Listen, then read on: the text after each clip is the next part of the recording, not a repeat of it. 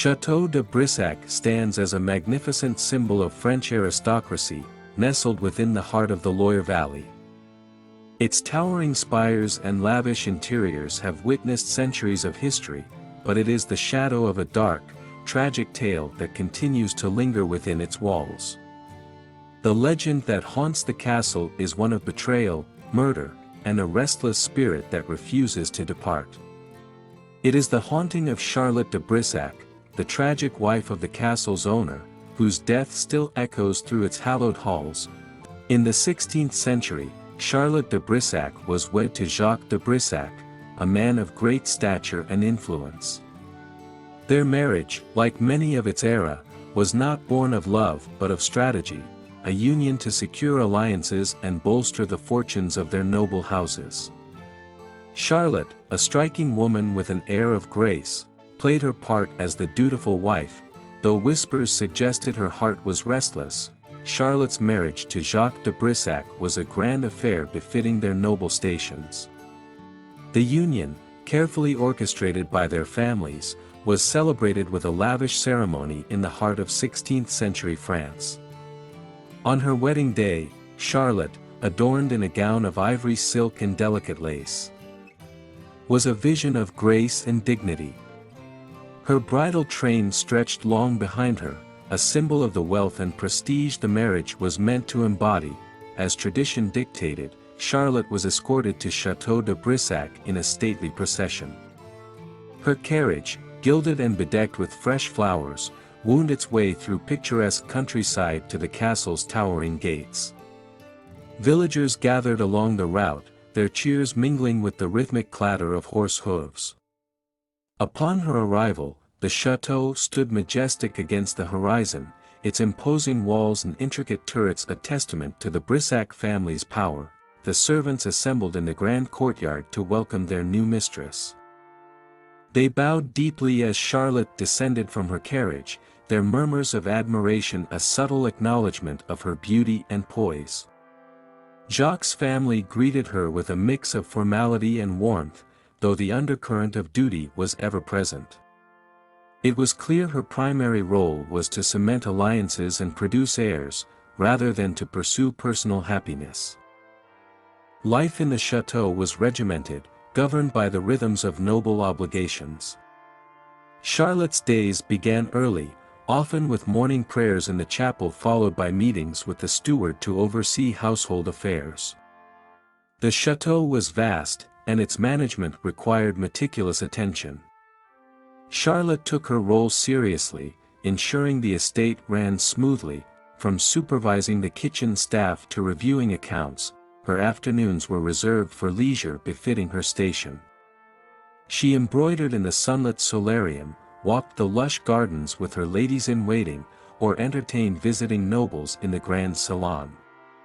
Music often filled the halls, with lutes and harps providing a gentle backdrop to conversations about politics, art, and the shifting tides of courtly intrigue. Occasionally, she rode horseback through the sprawling estate, a rare moment of solitude and freedom. Evenings were grander affairs, marked by feasts in the great hall. Long tables groaned under the weight of roasted game, fresh bread, and fine wines. Charlotte, seated beside Jacques at the head of the table, played her part as the gracious hostess. Her laugh was soft but charming, her demeanor regal yet approachable, earning her quiet respect from the household. Yet, beneath the surface of her gilded existence, Charlotte's heart ached. The duties of her marriage left little room for genuine connection. Jacques, ever preoccupied with his ambitions, grew distant, and Charlotte found herself isolated in the grandeur of her new home.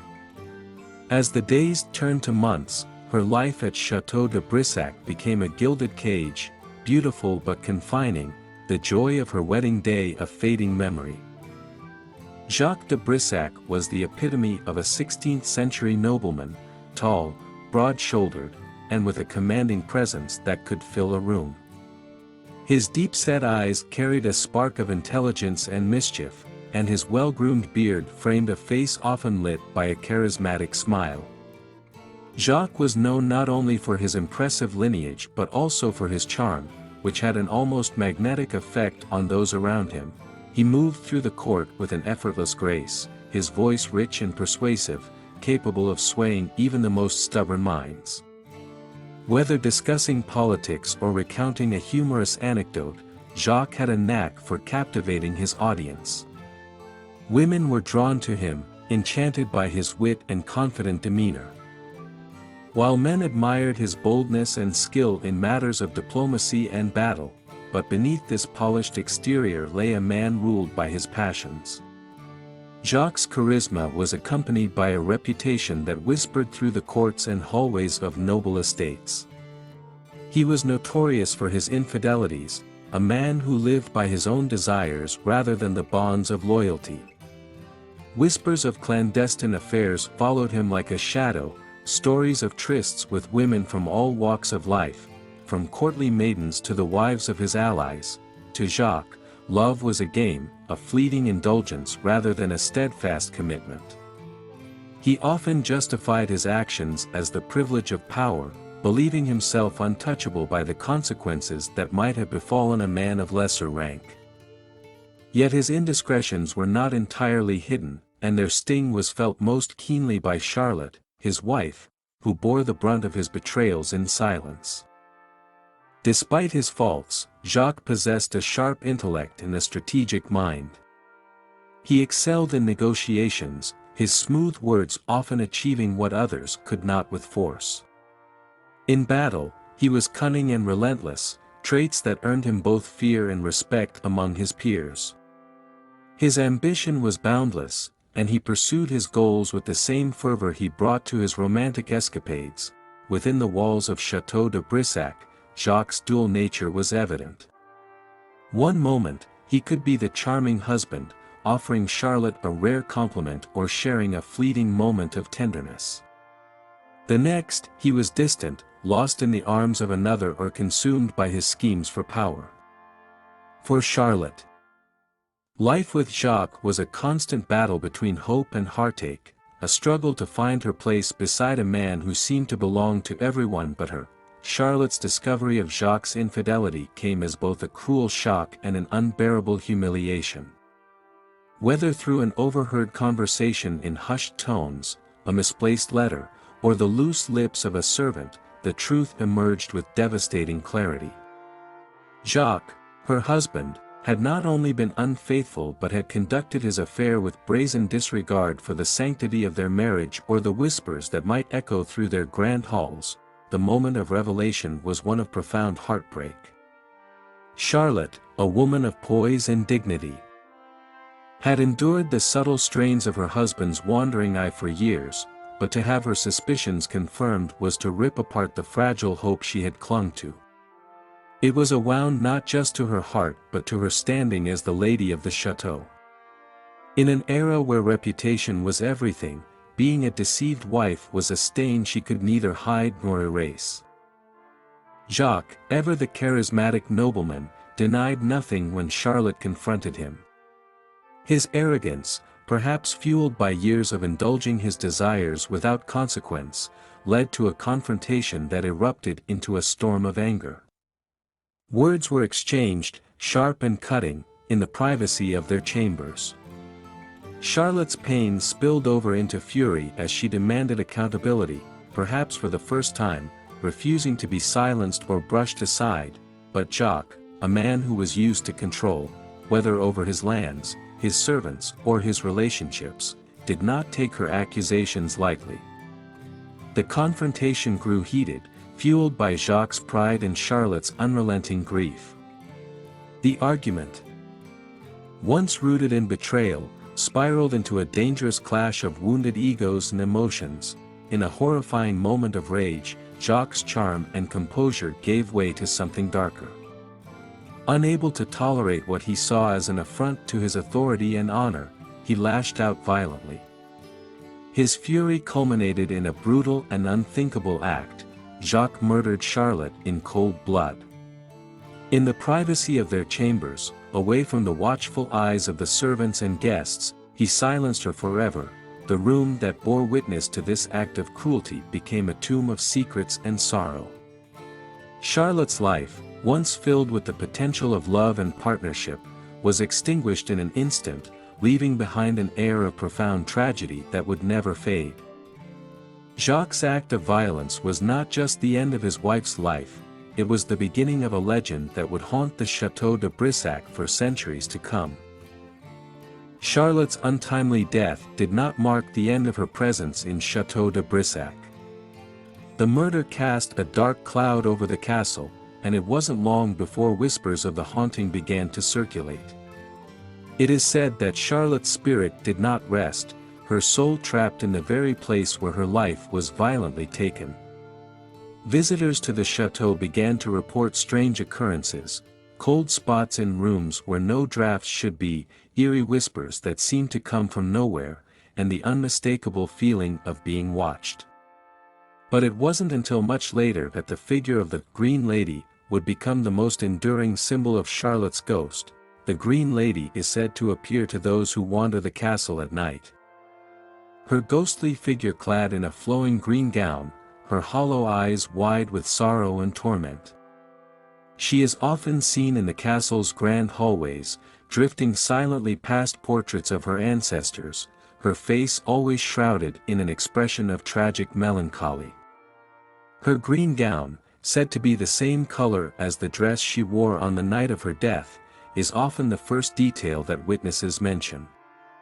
It is as if the very fabric of her existence is bound to the tragic moment of her demise, a symbol of her undying grief and betrayal. Some claim that the Green Lady does not always appear in full form, sometimes she is only seen in mirrors, her reflection shimmering faintly before disappearing altogether. Others have reported hearing the soft rustle of her dress, followed by a sense of heavy sadness that seems to press down on the air itself. There are even accounts of her sudden, inexplicable appearance in the castle's mirrors, where she seems to stand in silence before vanishing into thin air. The nature of Charlotte's ghostly presence is not one of anger or vengeance. Unlike many spirits who haunt with a sense of wrath, Charlotte's haunting seems to be born from a deep sorrow and unfulfilled longing. It is said that she wanders the castle, seeking something, perhaps justice for her untimely death or the peace she was denied in life. Some speculate that she is forever searching for her lost love, perhaps hoping that her husband will someday repent for his actions. However, Jacques de Brissac is long gone, and it is said that even his spirit does not roam the castle, leaving Charlotte to wander alone in her grief. The haunting of Château de Brissac has been witnessed by countless individuals over the years, from the aristocratic guests who once filled its halls to the modern-day tourists who now visit the castle in hopes of catching a glimpse of its ghostly inhabitant. Despite the numerous sightings and stories, the Green Lady's presence has never been fully explained. Some believe that the tragic nature of Charlotte's life and death has left an indelible mark on the castle, a scar that refuses to heal. Others argue that the castle itself, with its long history of power struggles and intrigue, holds an energy that attracts the restless spirits of those who met untimely ends. Whatever the explanation may be, the haunting of Château de Brissac remains one of the most enduring legends of French folklore. The castle itself stands as a testament to a bygone era, a period of nobility and wealth now overshadowed by the bloodshed that took place within its walls. And within its grand chambers, the figure of the Green Lady continues to walk, a tragic reminder of a love lost, a betrayal unforgotten, and a soul that refuses to rest. As the years pass, the château remains open to visitors, many of whom come specifically for the chance to witness the haunting firsthand. Some are skeptics, dismissing the stories as mere legends, while others are drawn to the château with a deep sense of curiosity, hoping to uncover the truth behind the Green Lady's ghost. Perhaps Charlotte's spirit still lingers because she is seeking something beyond our understanding, an answer, a resolution, or simply the quiet peace that she was denied in life. The mystery of her haunting continues to captivate, ensuring that the tragic tale of Charlotte de Brissac will never be forgotten. Those who have stayed in the chateau, particularly those who have ventured into the areas connected to Charlotte's death, report feeling an unshakable presence. The sensation of being watched is most pronounced in these rooms, where the air seems heavier, and the temperature inexplicably drops. Visitors describe a sense of foreboding that clings to the atmosphere, as though something, or someone, is watching them from the shadows. Some claim that Charlotte's spirit still roams the halls, trapped in her anguish, unable to rest after the brutal injustice she suffered. The whispers that have been heard are said to carry her name, carried on the wind as if Charlotte herself is still trying to tell her story. But it is not just Charlotte who seems to linger at the chateau. Over the years, reports of other spirits have surfaced, further deepening the mystery surrounding the chateau's haunted legacy. Some claim to have encountered a spectral figure draped in a flowing green gown, often referred to as the Green Lady. Her haunting presence has been linked to the tragic events of Charlotte's life, as it is believed that this apparition is her spirit. Others claim to have seen shadowy figures that seem to move just out of sight, flickering like the remnants of a dream, but leaving an undeniable chill in their wake. The chateau's dark history appears to have forged a connection between its physical space and the spectral world, allowing these apparitions to manifest in ways that are impossible to explain. The ghostly whispers that have been heard in the castle have only added to its chilling reputation. Visitors who have dared to spend the night within its walls often report hearing soft voices, murmurs that seem to drift through the hallways, their origins impossible to trace.